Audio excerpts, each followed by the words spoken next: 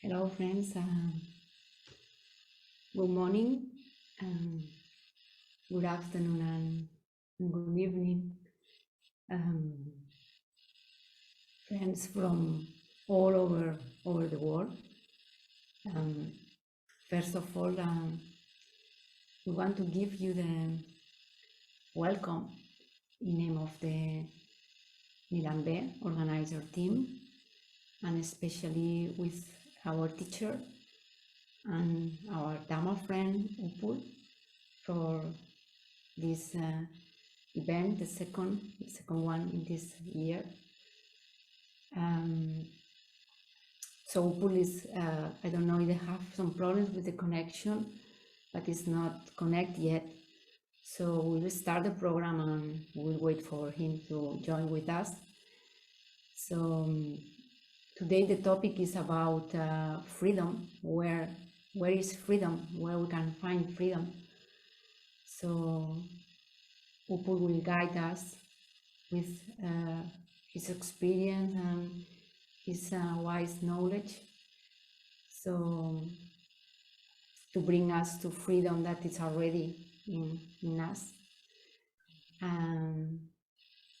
So I find a very touching and inspiring quote yesterday, trying to look about what freedom is, no? And I found this that it's, for me, was very inspiring, saying that the secret of happiness is freedom. The secret of freedom is courage. So I was feeling very, very touching and inspiring for this topic today. So yeah, thank all of you for participating, for taking part of this event, and hope you enjoy. So now I give the words to Claudia. Claudia will guide us the meditation. Okay, so I hope you enjoy, and yeah, let's start with the meditation.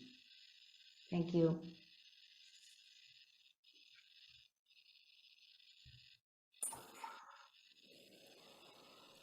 Thank you, Ma, for the words of welcome. Upul has now arrived, so therefore I hand over to our teacher, Upul.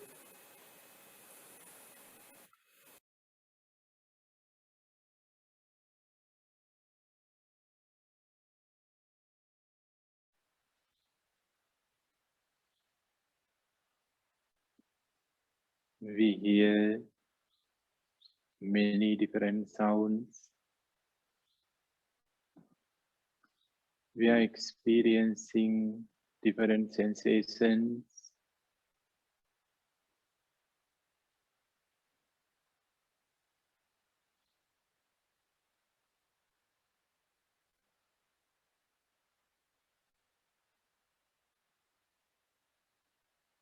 We are having thoughts, maybe feelings and emotions.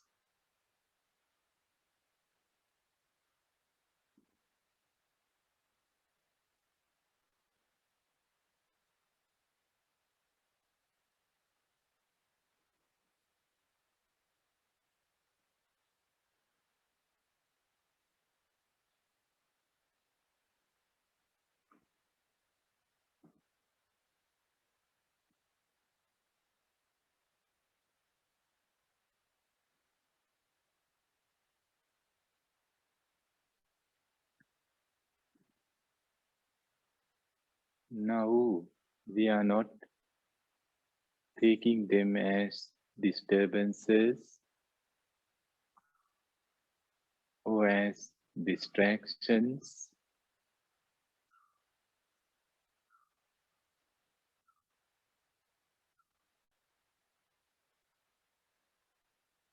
We just use them to be in the present here and now. Each sound, each sensation, including the sensation of in and out breathing, and each memory. comes to the present.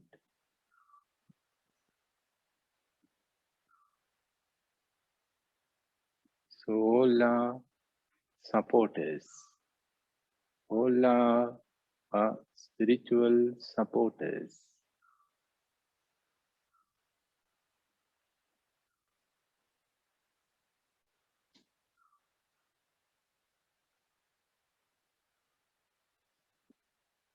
can we maintain this attitude throughout our meditation practice? Everything, whatever we experience, is a friend, is a helper, is a supporter.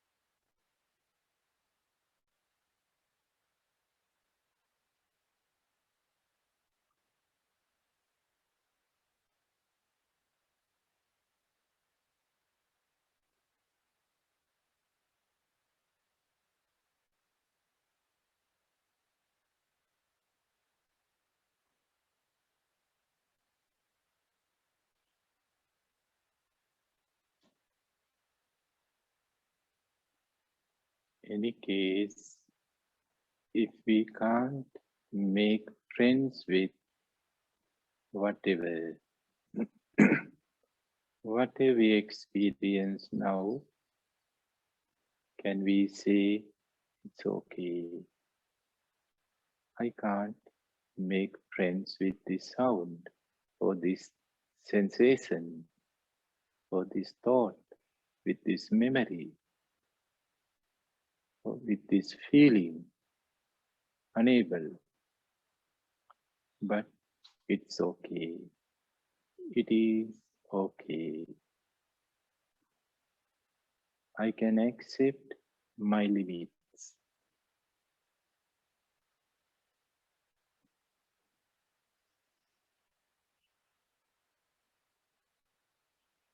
In this way, still we make friends with our difficulties, our limits.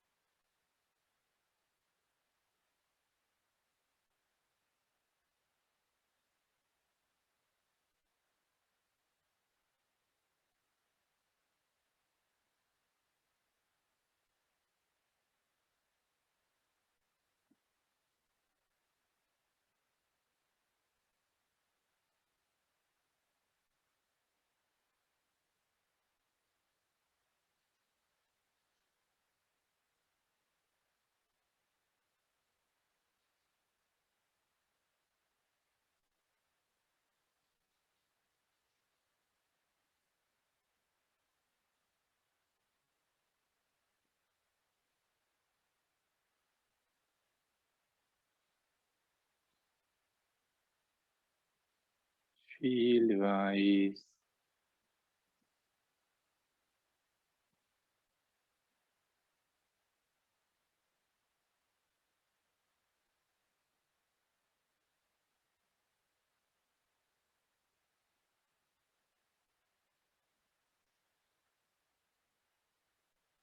See how relaxed and how light your eyes are.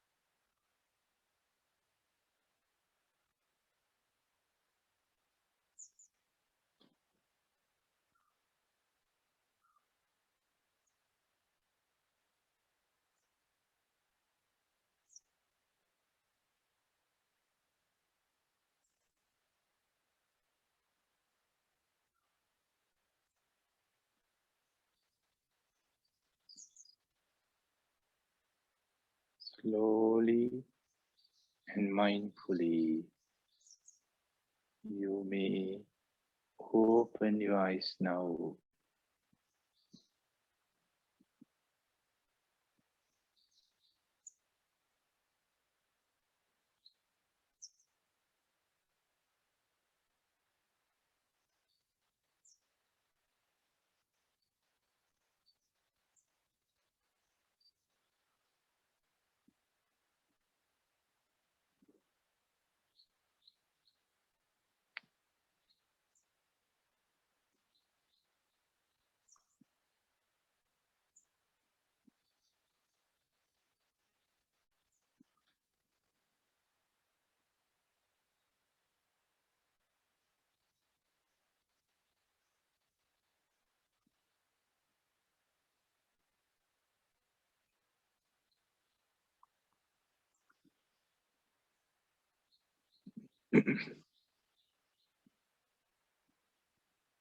Dear, dear friends,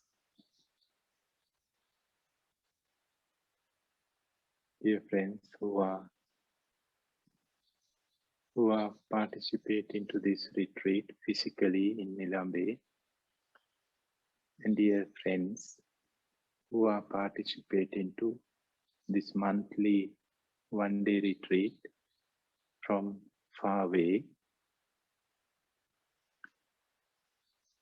Yeah, today is a nice meeting, nice combination, nice gathering.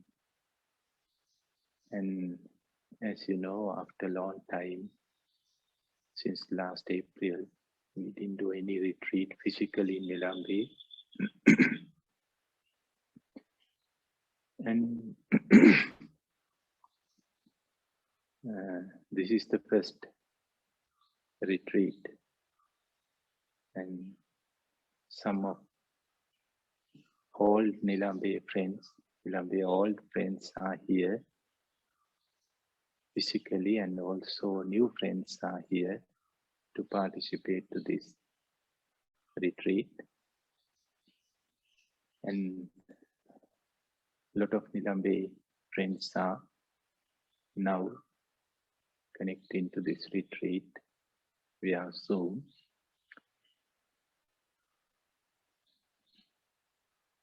It doesn't matter where we are we physically in Nilambe or in some other countries. We all are experiencing same peacefulness, same stillness, same calmness, and same awareness. Because now we know they are not depending on where we are. Maybe in the very beginning, we think or we thought we need a peaceful place, peaceful mountain, peaceful island, a quiet environment to meditate. I think we all had this expectation and desire. We want to meditate, but we need a right place. Right means peaceful place, quiet place, silence place, place where tranquility is.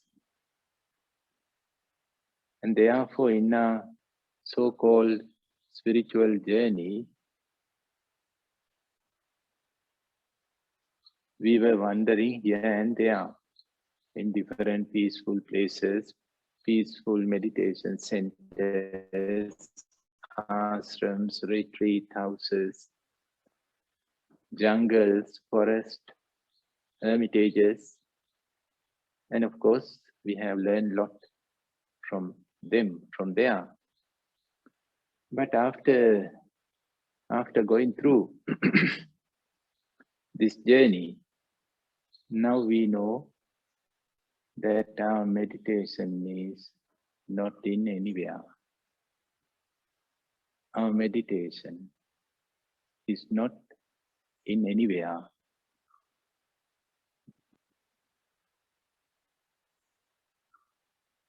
Even though it says Nilambe Meditation Center, it is a very funny title, Nilambe Meditation Center. It looks like that Nilambe is meditating. Nilambe Meditation Center. The center is meditating.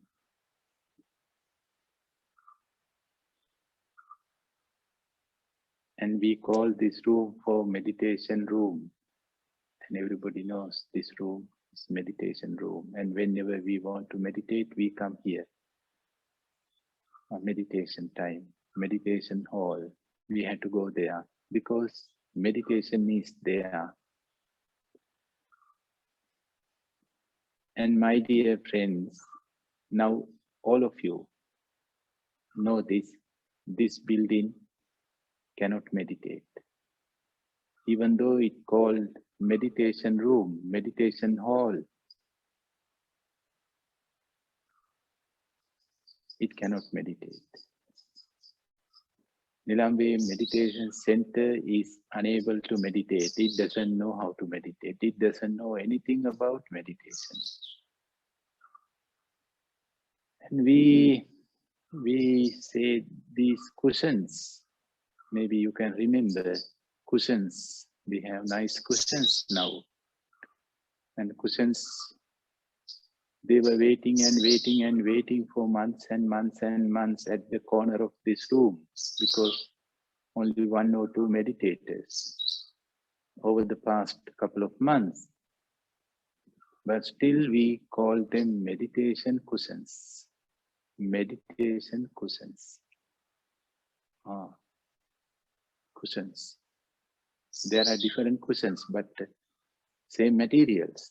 But only we call these cushions, for these cushions, they are meditation cushions. So what are the differences between these cushions and cushions in somewhere else? Same. But we think something different, something special. At least these cushions know how to meditate.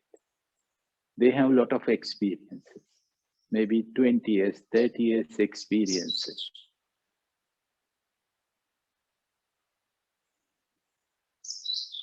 They yet to begin the practice. My dear friends, after wasting and wasting and wasting our time, now we know it is not in anywhere. Your and mind meditation is not in anywhere. there are supportive places, supportive environments. That's all.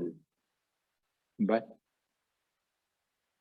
the environment cannot meditate for you or for me. Even there are so-called meditation masters who knows meditation from A to Z and who can teach us meditation very well, but no teacher can meditate for you and me.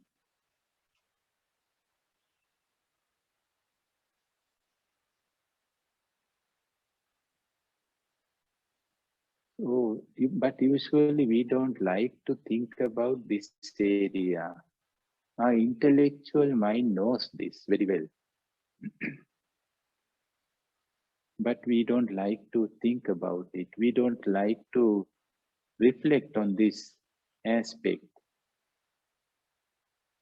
because it is criticizing our beliefs,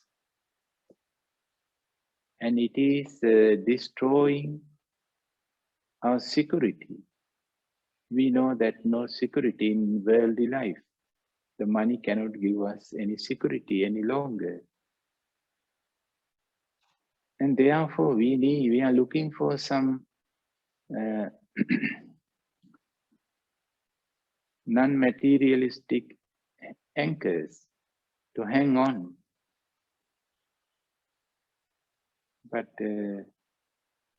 something like meditation, yoga, religious, and they are meditation masters, gurus, teachers, yogis, sannyasis, rishis, so many. But actually, dear friends, they can do nothing for you and me. No place can do anything for you and me.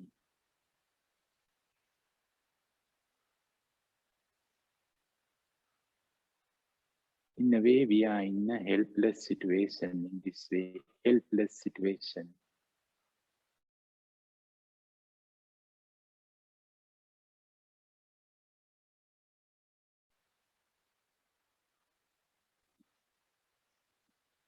Who can help us?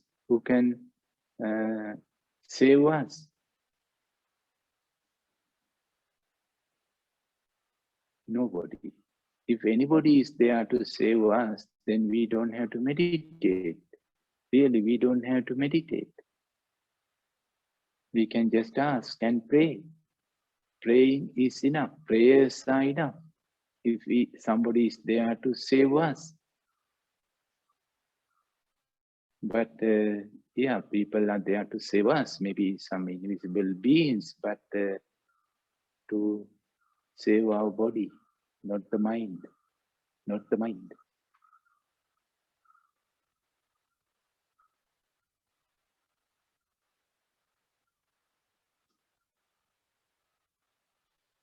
Therefore, our mind is always looking for some protection. Always our mind is looking for some security. From our childhood time up to now.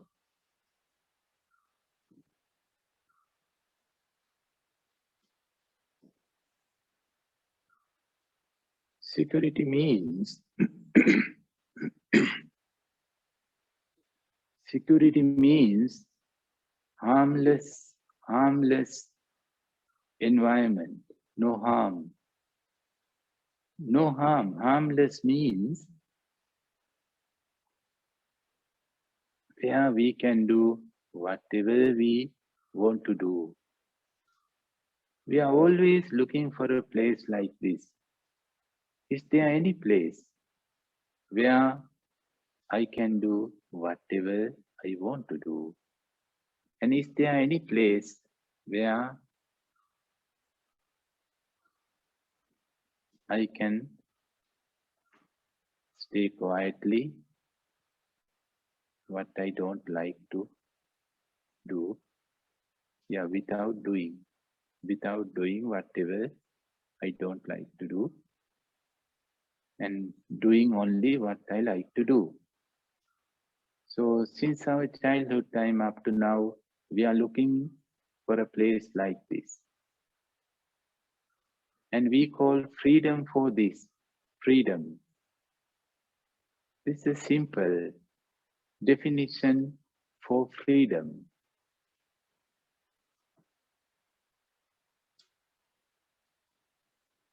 When we say that you are free, I am free, that means I can go wherever I want to go. I can do whatever I want to do now.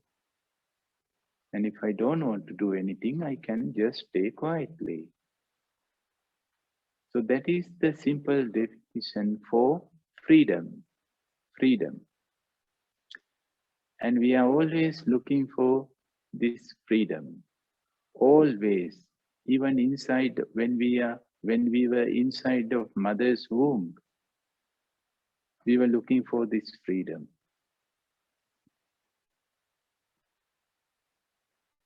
And soon after we born,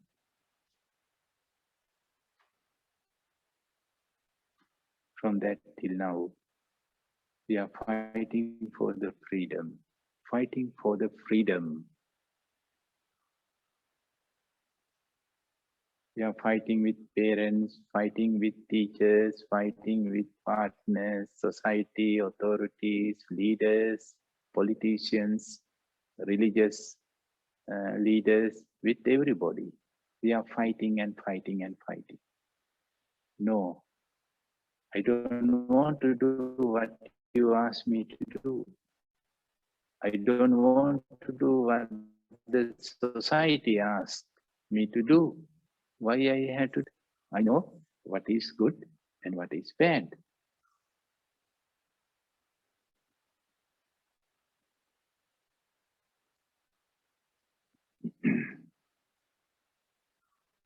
And my dear friends,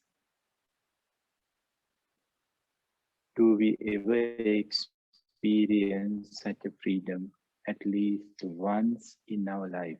At least once. At least for 1 minute.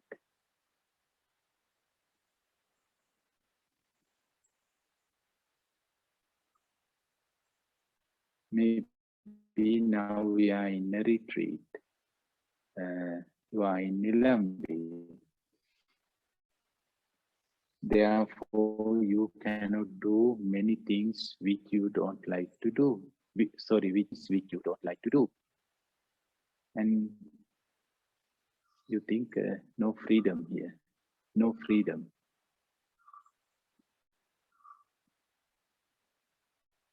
And soon after the retreat is over, then you think, now we are free. Now we are free. We can eat whatever we want. We can talk whenever we want. We can sing. We can dance.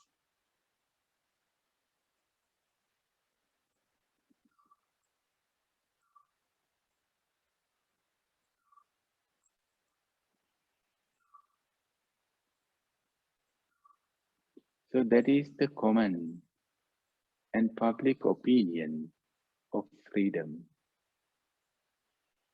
Common and public definition for freedom. And it is an illusion because it is not existing in anywhere. We can do certain things which we like to do, certain things, not everything. And we cannot avoid all the things which we don't like to do. Sometimes we have to do things which we don't like to do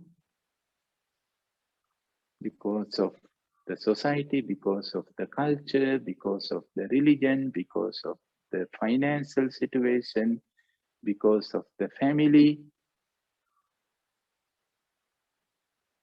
and because of relationships, and even because of the body.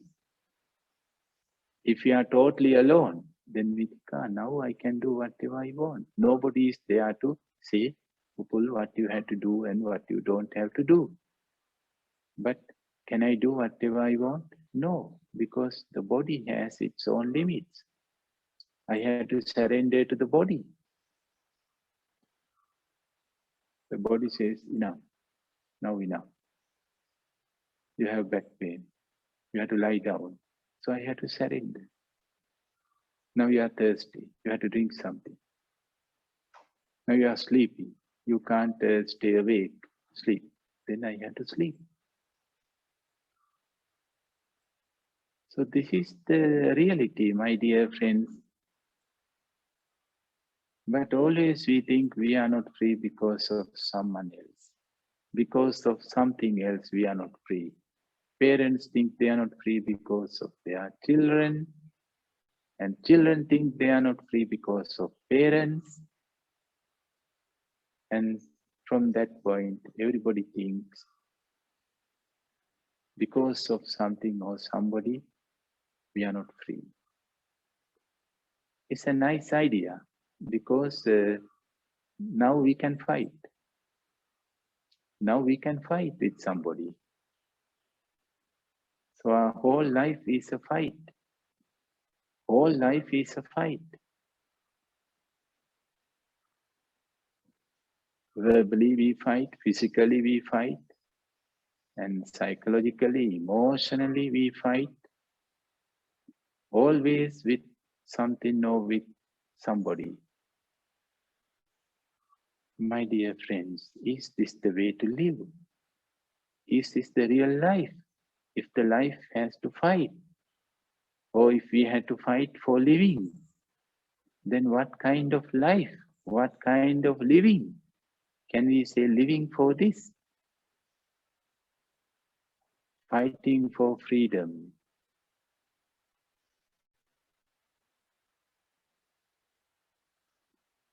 Do we think that fighting causes freedom? Fighting is the way to make ourselves free.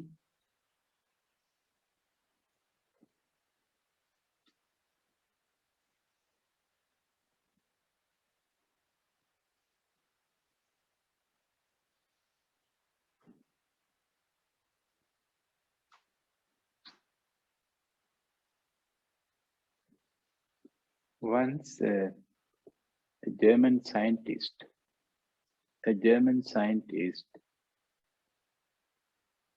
made this experiment. I think his name is Carl in last century, maybe almost 50 or 70 years ago, even more. He made a water tank out of glasses, water tank, glass water tank, and filled water with water, now full of water. And then he put the fish into the tank, a pike fish, a pike. The fish who is eating small fishes. And then he also put some small fishes into the other corner of the water tank, the same water tank. Now this side, the pike fish, and this side, small fishes. And what he has done is, then he separate the water tank with a glass. Now a glass is there exactly in the middle of the water tank. Now it is two tanks, like two water tanks, no fish tanks, two. And when the pike fish shows small fishes, he or she swim towards that end, but in the middle hit something. That pike fish doesn't see anything there, which is because it's a glass, transparent glass like water, no different. And just couple of centimeters away, his food or her food is there. Small fishes are there. So this pike fish cannot understand what's wrong, and again go back, and again comes, and again hit something. Some invisible blockage, invisible. So his understanding is unable to realize, unable to understand what's this, how this happened first time in his life. He cannot swim through water. So after a while, he's starving, but he want to go and eat his food, other fishes. But whenever he comes, hits strongly, and it hurts this pike fish.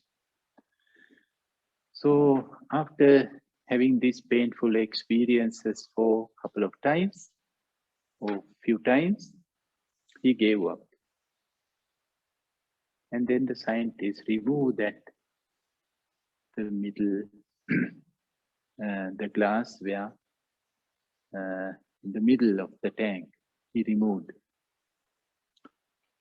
Now no glass, but still fish comes towards that point and suddenly experience pain and turn back and goes. He observed this scientist, Carl. He said he observed this, that pike fish comes towards exactly the same point where the glass was.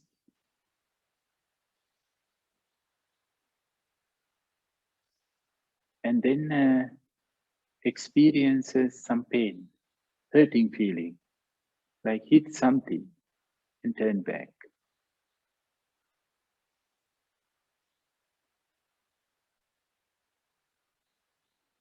My dear friends, this is something really fascinating, This is how we limited our freedom. Maybe in the first time we hit something hits us, or we hit something, some experiences.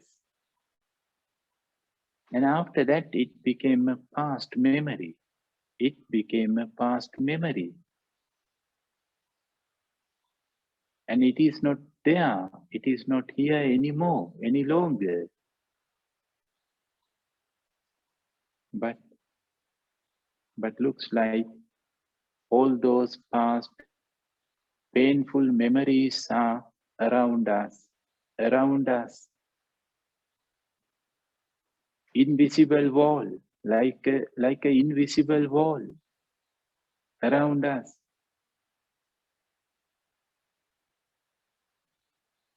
And we hit, each time we hit. We want to do something, but we are unable to do because of our past. The past is so powerful in this way. See, even for fish, the past is so powerful. Physically, he cannot go further. He can go, or she can go further because no glass is there anymore. But couldn't. So how we limit our freedom, how we narrow down our freedom. The main reason is we are prisoners of our past. We are prisoners of our past memories, experiences, and emotions.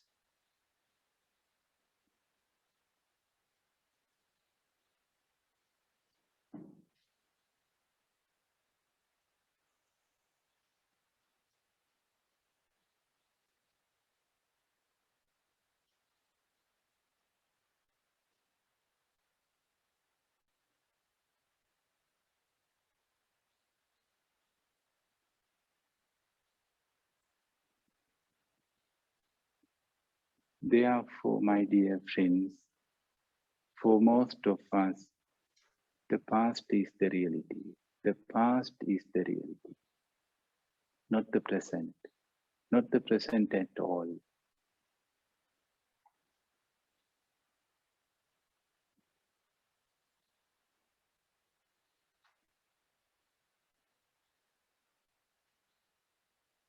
And how much we suffer because of past, how much we suffer because of our past relationships. I think lifetime, I have met people, they have been suffering whole life, in their whole life, because of one or two past relationships. Something happened, maybe because of childhood experience with parents.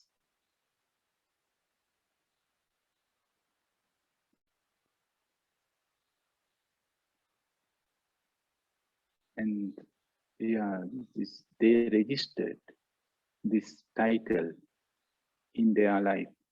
We are abused. I was abused. You see, they were abused. In their childhood time, abused. Somebody abused them.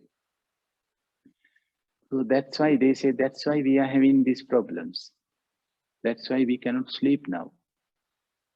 That's why we cannot enjoy our life. That's why we cannot have a relationship now. Because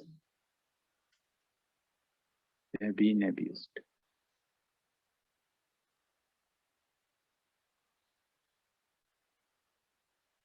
And we can say this as a mantra for lifetime, but any benefit?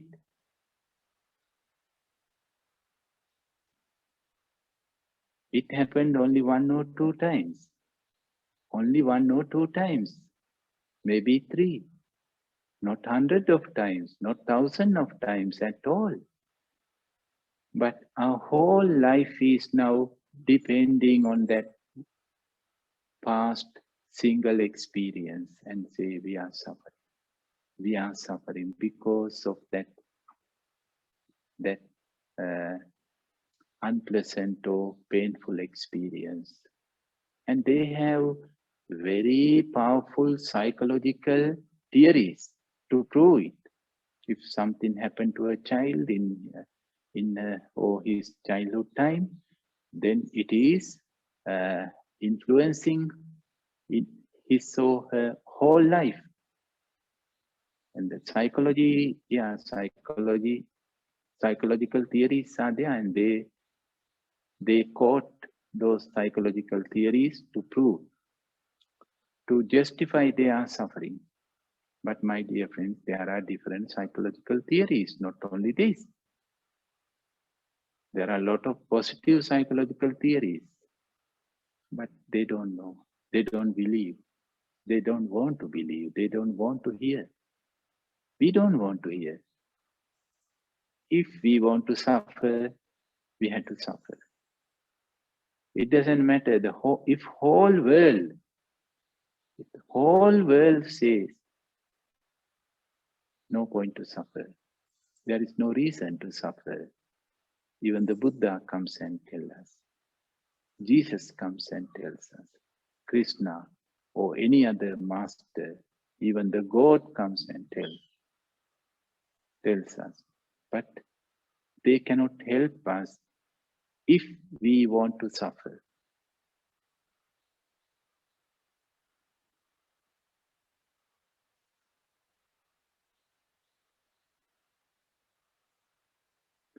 So when people when they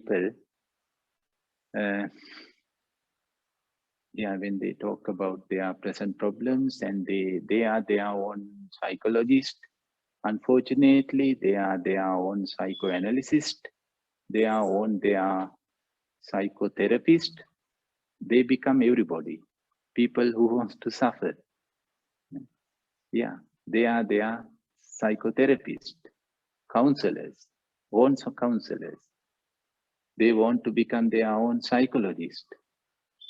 And it's good to become your own therapist, but not to punish yourself, to heal yourself. It's a different thing. You can be your own psychotherapist to heal yourself. But unfortunately, most of people, they become their own therapist, their own psychologist to punish themselves.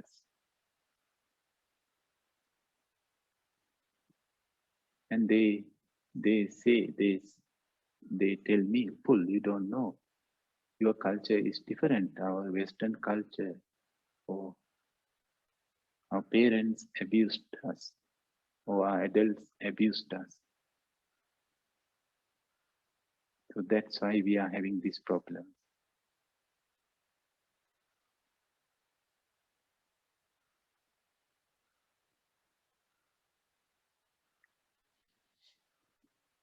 So what I can tell them? What I can tell them?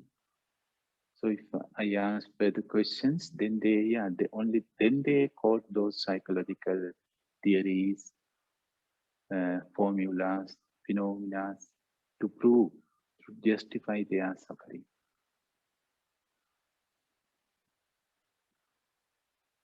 And then I say, my dear friend, nobody abused you. You are abusing yourself. You are abusing yourself. You are abusing your whole life.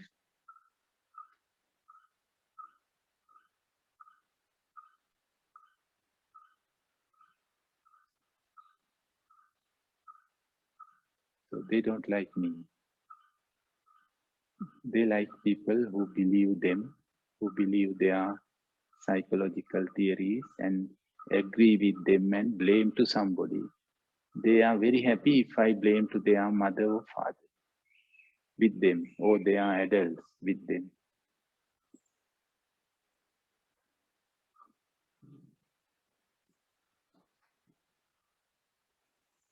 But this is the way how it happens, my dear friends. We abuse our life. We are abusing us. Again and again, again and again. By carrying some past old stories.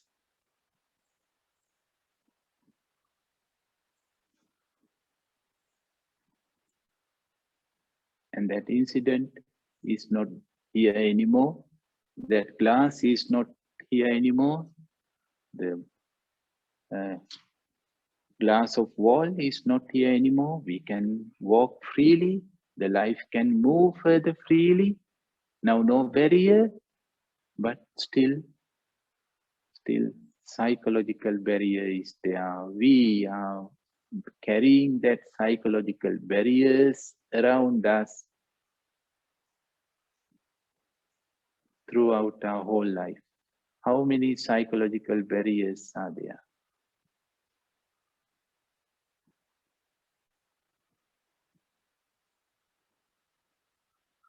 And unfortunately, we label each psychological barrier with somebody else's name: father, mother, sister, brother, teacher, friend, ex-boyfriend, ex-girlfriend, ex-partner, so on.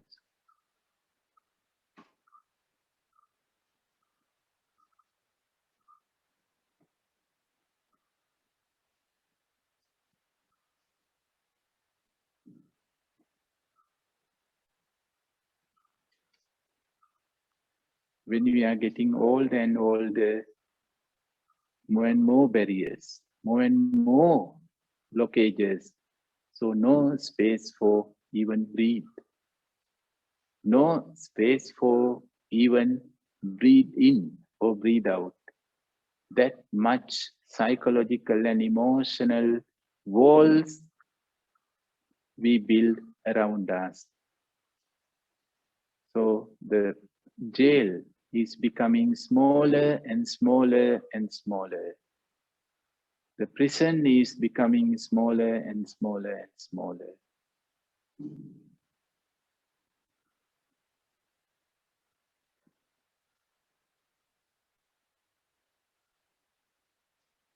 and we tied up ourselves. We tied up ourselves with all those past so-called negative experiences, negative emotions. We tied up ourselves.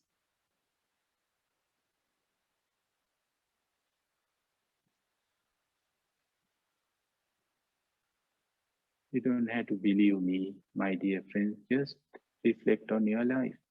Compare to your young time or youth time or teenage time or childhood time. And now, how much freedom that you are losing step by step, how much freedom that we are losing.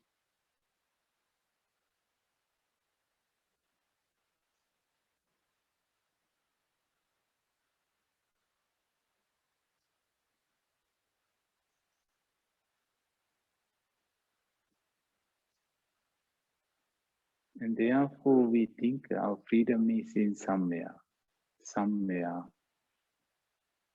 maybe in some monasteries, some churches, some hermitages, or it is not anywhere.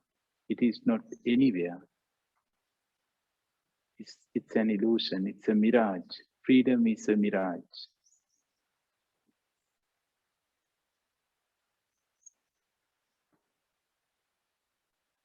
Of course, my dear friends, freedom can be a mirage, can be an illusion if we are living inside of our past. If we are not free from the past, then the freedom can be an illusion, can be a mirage.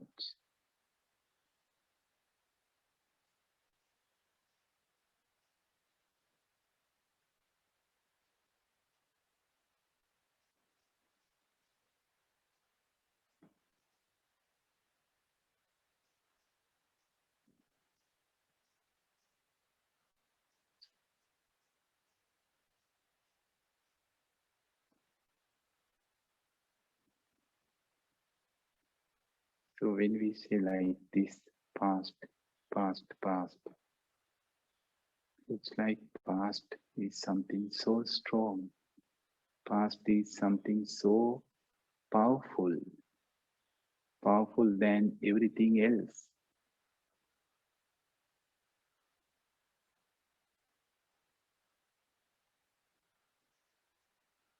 Again, I would like to say this. Again and again, I would like to say this. Yes, past can be very powerful if you are not living in the present. If you are not living in the present, then the past can be very powerful. The past can be very real.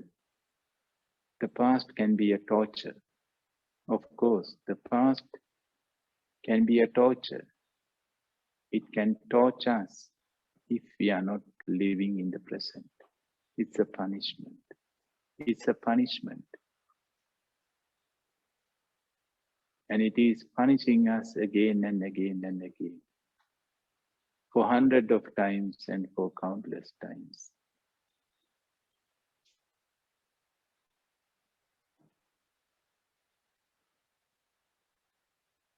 And we are looking for therapies, treatments, drugs, exercises, and many techniques to solve this problem. Psychological solutions, social solutions, revolutions.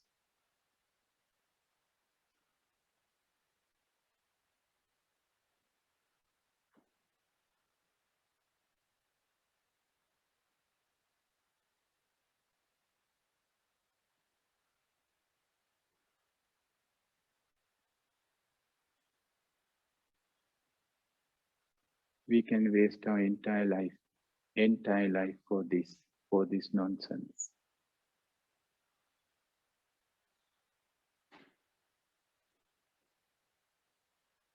The past becomes more and more powerful, more and more powerful.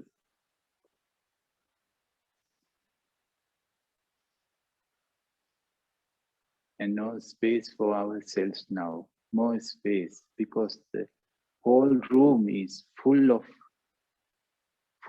past garbages. Now we have a small corner for ourselves, a small tiny corner in our own life. And we collect garbages, all garbages, collect and deposit. We don't want to let them go. We accumulate and deposit, and then finally, you and me, we don't have a place for ourselves in our own life. Now thinking is not free at all. Our thinking is not free at all. But still we have this belief. Still we are believing this. Yes, I cannot do, we cannot do whatever we want to do. We cannot say whatever we want to say. We cannot go wherever we want to go. That's true. No freedom, no social freedom. But at least we can think whatever we want. We are free for that. Free thinking. We can think whatever we want to think. Who can disturb? Who can make an order? You are not allowed to think this. If you think about this, then I punish you. Yeah, in a way, that's true. Nobody can, anyone can say this, but who can control our thinking? No one can control in this way. No police, no army, no courts can control our thinking. That's true, but actually nobody wants to do it. We do by ourselves. Can we think whatever we want to think? Are we free? At least, can we think freely? Can we think about anything, at least for 1 minute without disturbing, without thinking about anything else?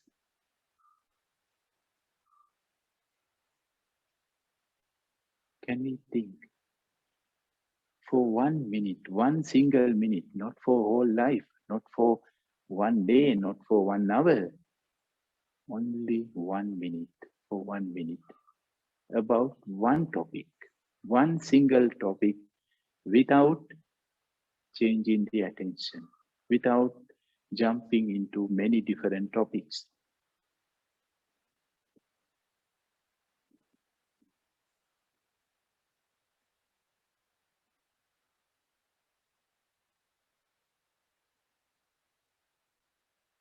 So if we cannot think freely, I don't have to give examples for this.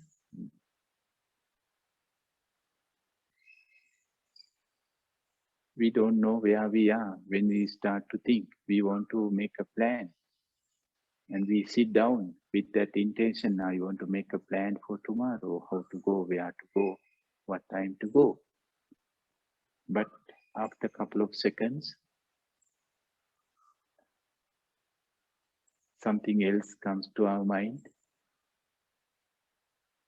And we completely forget about our original topic. And we take this new thought as a topic for our thinking, and we start to think about that. And again, after a couple of seconds, another thought comes, and then we have forgotten the first 2 topics and jump into the third thought and take it as a theme for our thinking and start to go with that third thought.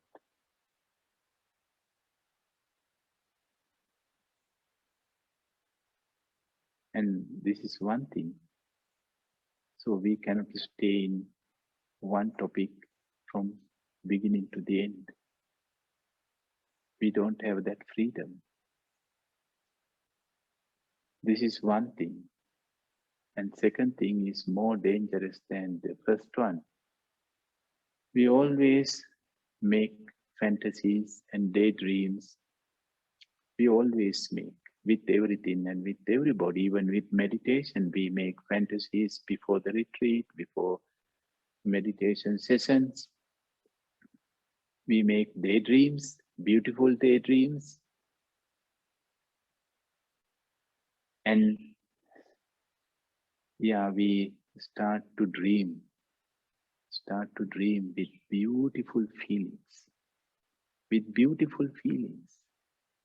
not with ugly feelings, not with painful feelings, with beautiful feelings.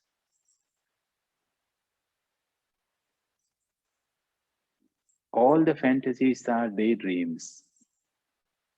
We start with beautiful feelings, positive feelings, nice feelings. And we build up that story. Step by step, we build up. And how much we build, that much we lose that beauty, that positive feeling. And suddenly comes some fear, some doubts. And then the story goes somewhere else, not where we want to go. Now the story goes with us. The story is carrying us. Now we are not carrying the story is carrying us towards where we do not want to go, where we do not want to be. But we cannot stop.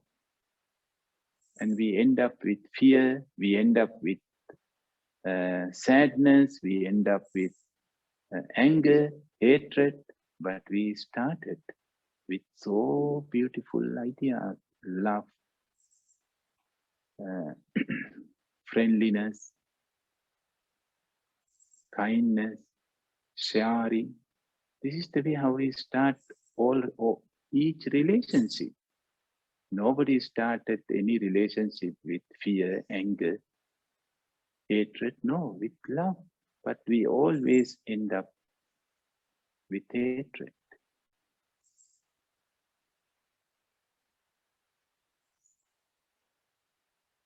So we are not free. Even we cannot think freely. So if we cannot think freely, then this is the real case. This is the real problem. Not what we can't do, whatever we want to do. We cannot go wherever we want to go. They are secondary problems. They are not the main problem. They are not the root. The real problem, the seed of the problem, the seed of freedom is here.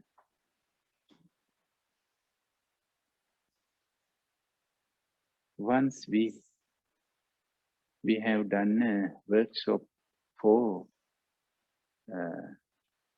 school children, adult, teenage school children. It's a 5-day residential workshop. And one day we brought them to a prison. And allowed them to talk to prisoners freely and jailers, guards freely to understand the situation there, to give some kind of education. And then there was a person inside of a small shell.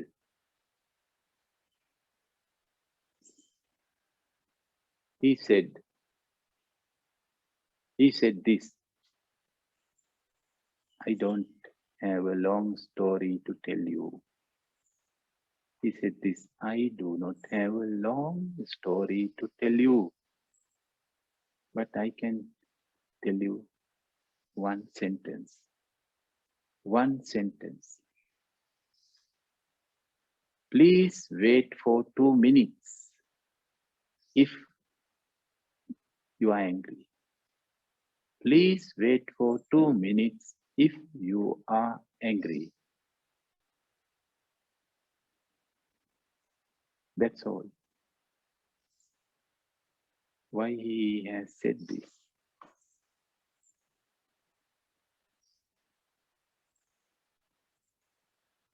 He is in the prison now because he didn't wait for 2 minutes when he was angry. He killed his wife. He killed his wife with a knife.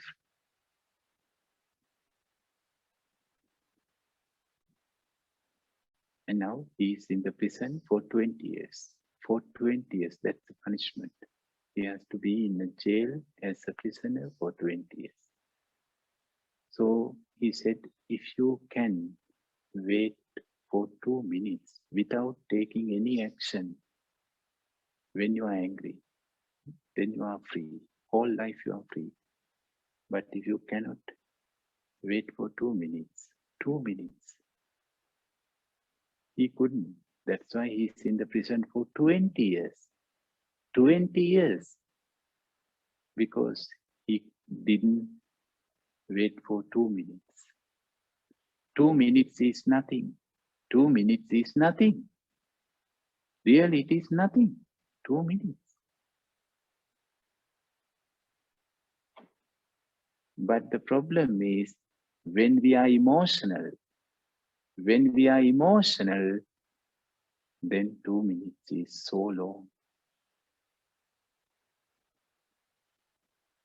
When we are emotional, when we are angry, or when we are greedy, when we are fear, when we have a lot of doubts, dominates us with doubts, then very difficult to wait, very difficult to postpone actions or reactions.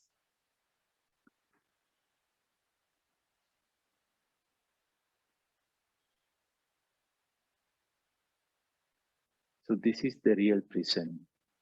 The external prison is not the real prison. It is nothing.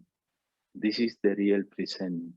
We are prisoners of our own emotions.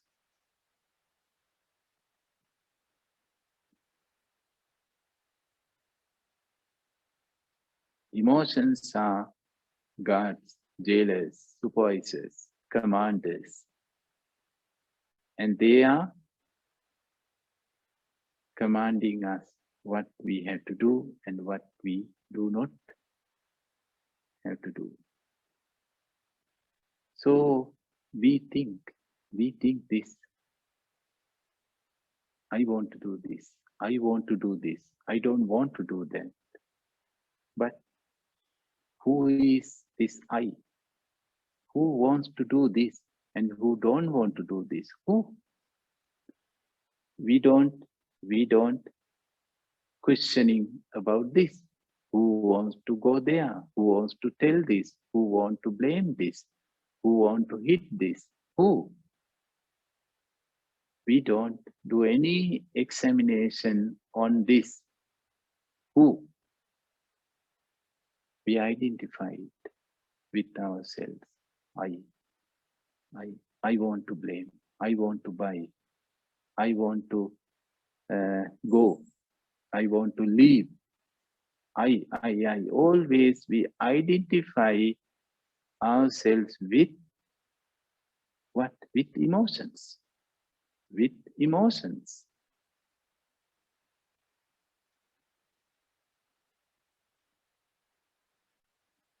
To that prisoner,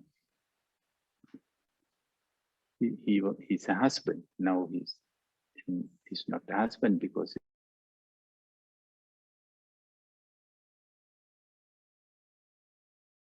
his wife died. He killed his wife. Who wants to kill his wife? Not the husband. No husband wants to kill his wife, or no wife wants to kill the husband. Not.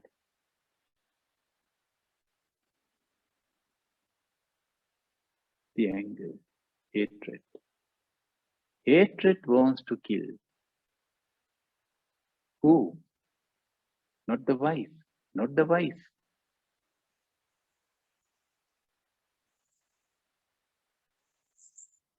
No wife for the hatred.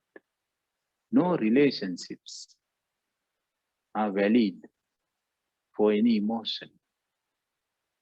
When we are angry,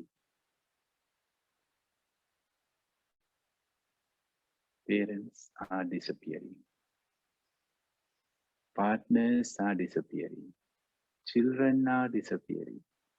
Friends, neighbors, colleagues, all are disappearing. Only enemies are appearing. Now who is appear? Enemies. And we are disappearing too, whatever we. Maybe we are children, parents, partners. But to the anger, to the hatred, that positions are not valid. They become an invalid coin. So therefore, killing is possible. It is not something husband is killing wife or wife is killing husband. No. Hatred is killing. Hatred is using us as a weapon to kill somebody, to blame someone.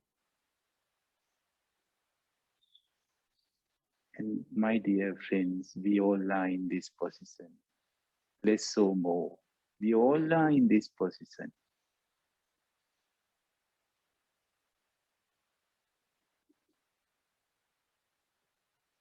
We are prisoners of our own emotions. Not only our own past, that is one of the biggest prison, but apart from that, we are prisoners of our own emotions.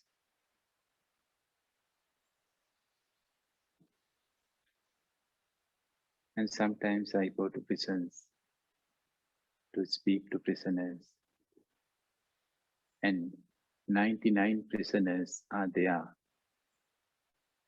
for 5 years, 10 years, sometimes for a lifetime they are there. Because of what? Because of what? Because of emotions. Because of emotions. Not like 1 year emotion, 1 year longer emotion. No, even not for 1 month longer emotion, maybe 1 second emotion, 1 minute emotion. They have done something. And the result is now they have to end up their life in a prison.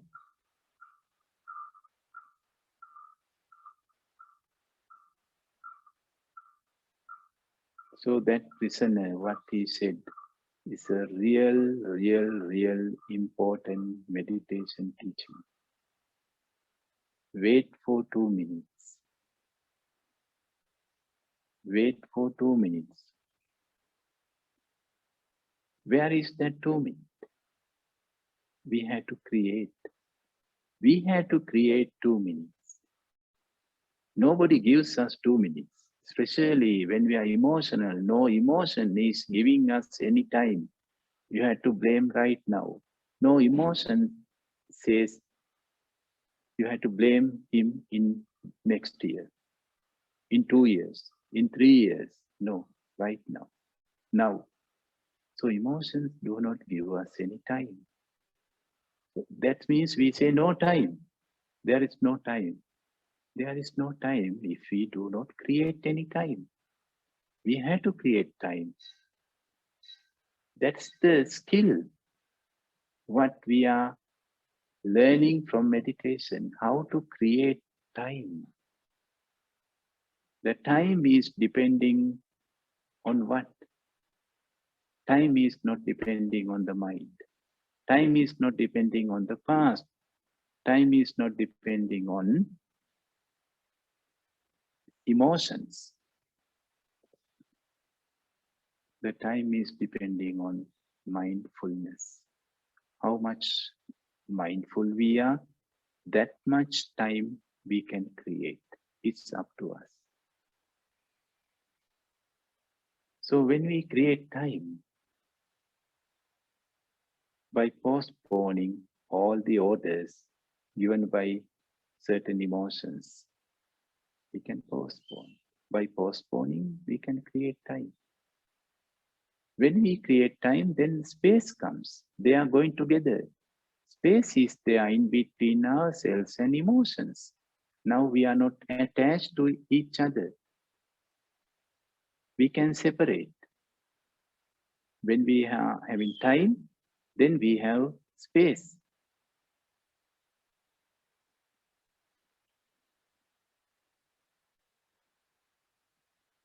Space between what? In between what? The order and the action. The command and the reaction. Before instant reactions. But now there is a gap, space.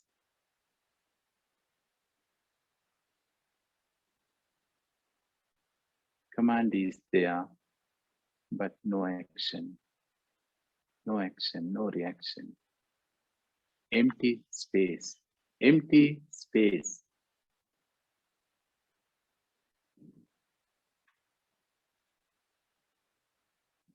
And that is the place where the meditator is. Where the meditator is. If you ask where are meditators, they are not in meditation centers. They are not in any ashrams. The real meditator is living in that space, in that gap, in that time. On one side, you can see the command comes from emotions, and this side, no action, no action. You are like a reflector. You are like a reflector. Emotions are sending commands and then going back, not going through you. You are reflecting. Your awareness is reflecting. And then this side is empty. The action part, karmic part, reaction part is empty.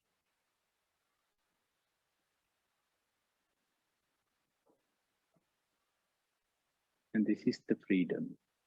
This is the real freedom where we can experience. All the meditators can experience this freedom. It doesn't matter where we are. Physically where we are, it doesn't matter.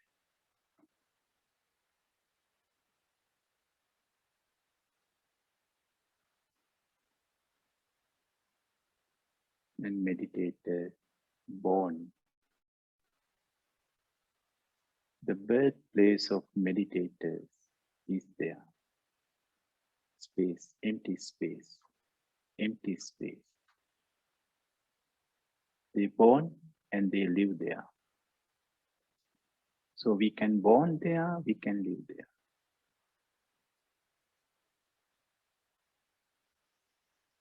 No one can disturb us.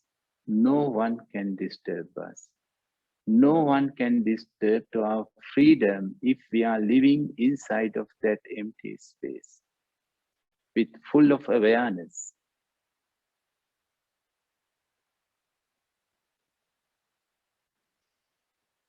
That is real freedom. Thank you very much.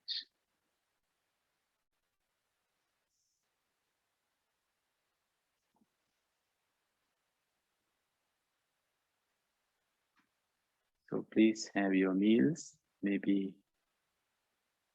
lunch for Nilambe friends and some of you for breakfast and some of you for dinner. So please have your meals mindfully and reflect on this area, what you have heard. Take some time to digest them and then see you and meet us for the next group meditation in 2 hours.